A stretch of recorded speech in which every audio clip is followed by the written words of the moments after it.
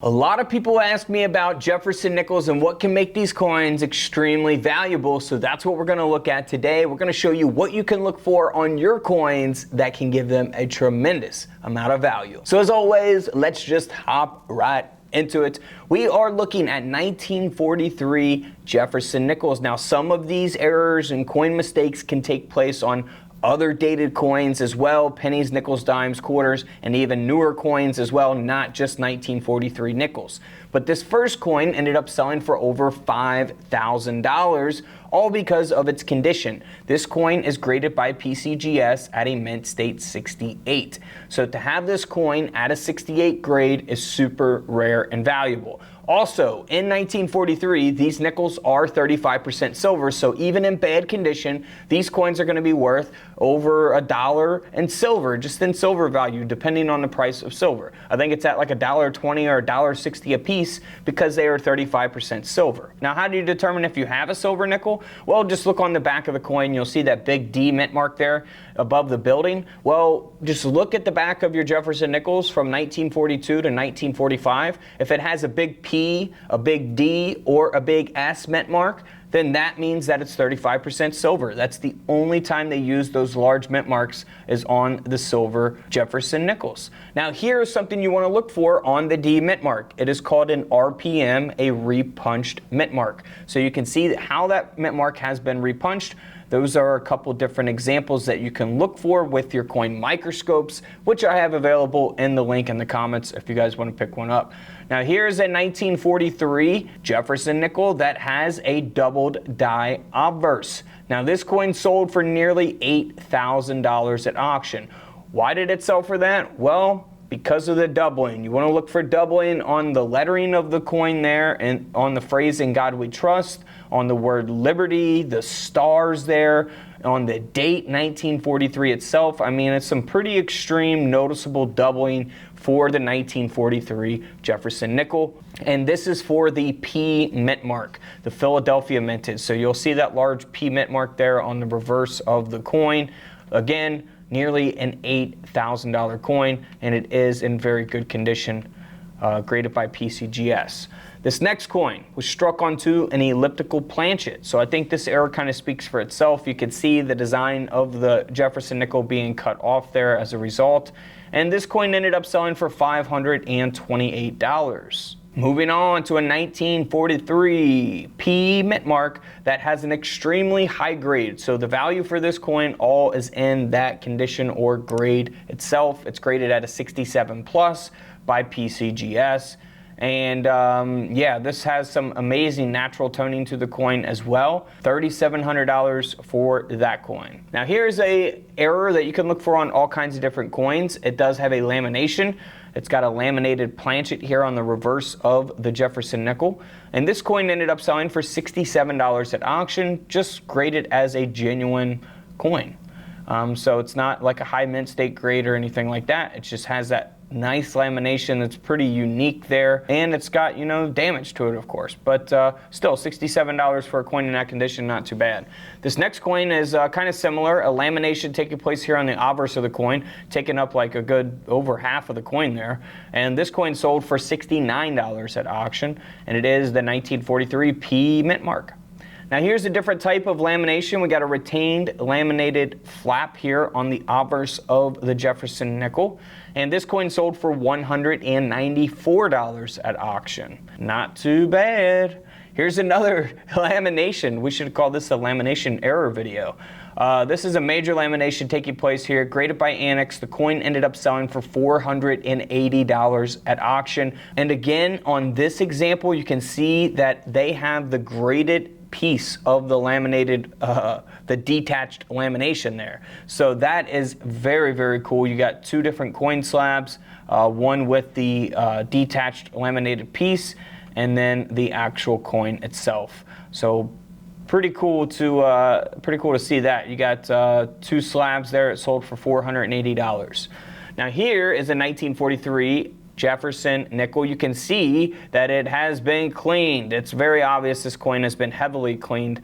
So that will take away from the value of the coin, but it does have a mint error. The coin has been struck off center, which will give it some value. That's why the coin sold for $169 at auction. But had this coin not been cleaned, it could have sold for hundreds and hundreds of dollars as opposed to just, 170 bucks. And it is a 1943 D mint mark. Here's the 1943 S mint mark. So again, you will have the Philadelphia, Denver, and San Francisco P, D, and S mint mark. Now, what makes this coin extremely valuable is the fact that we have a 1943 Jefferson nickel design that was struck onto a planchet for a coin from Australia. So an Australian coin planchet is what this Jefferson nickel design was struck onto. That's why we see the design being cut off there. And this coin ended up selling for over $3,700. $3,700 coin there.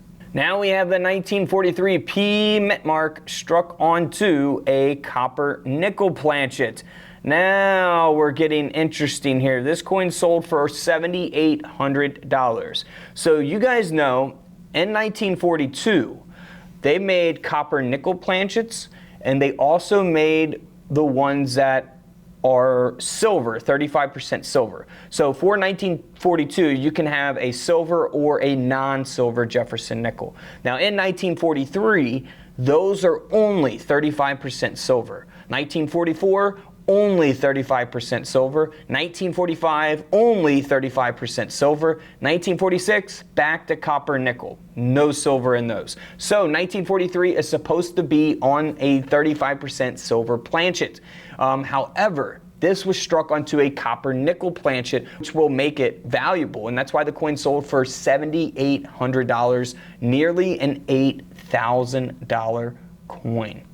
Unbelievable. Now here is a 1943 that was struck onto a zinc-plated steel planchet. Now as you guys know, in 1943 they were making steel pennies.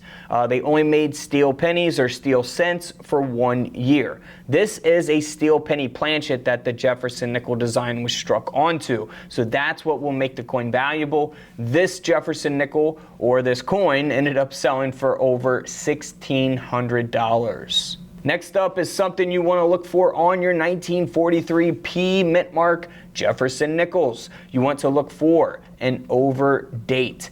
So we have a 1943 where the 3 is over the 2. And this coin is in phenomenal condition, by the way, at a 67 grade by PCGS. So it has a 3 over a 2. Here are a couple different examples that you can look for on your 1943 nickels. You want to use your coin microscopes, zoom in on that date on all the lettering, but you want to look for that 3 over the 2 because it can add a lot of value to the coin. This coin sold for around $6,400 at auction.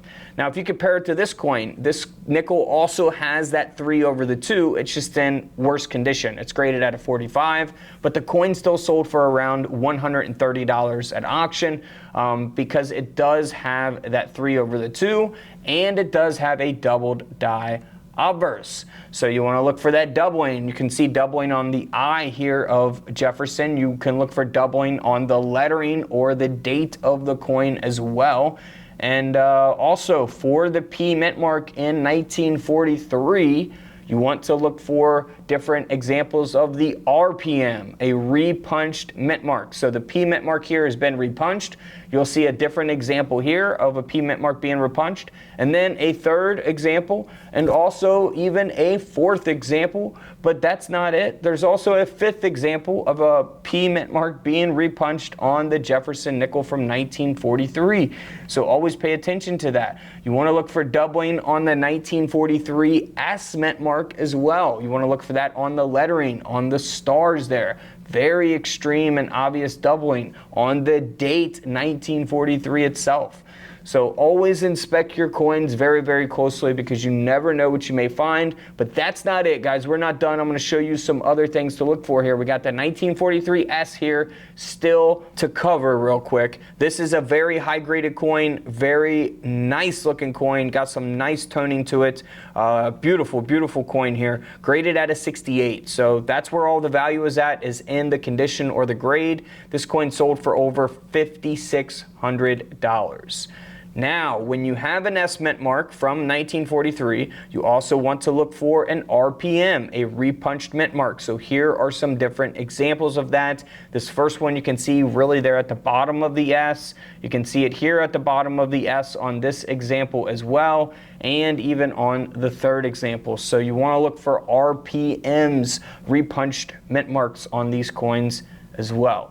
So if you guys want to learn more about newer coins and older coins that are worth a lot of money, feel free to check out the rest of the coin videos here on the channel. Hey guys, everyone's asking how they can get my free coin book. Well, here's how you do it. You hit the link in the comments. It takes you over here to Whatnot. You'll see my Whatnot page, got 5,000 followers over there. You click on shop right here on the left side and you scroll down and you can add the book. You go buy it now. You enter your payment and your address information, and then you make sure that $15 credit applies for your purchase. That way you get the book for free, $0. All right, now you have to use my invite link to sign up. If you guys download the app and sign up, it's not going to work. You have to use the link in the comments. That way you guys can get the book absolutely free. By the way, we are on Whatnot every Tuesday and Thursday doing free giveaways, all kinds of cool stuff over there. We're selling an enormous amount of penny rolls, wheat penny rolls, silver coins, gold coins, everything. Make sure you guys follow. You do not want to miss out on these giveaways. And don't forget to subscribe in the middle. Feel free to check out those videos to the left of me. And until tomorrow, I'll see you guys in the comment section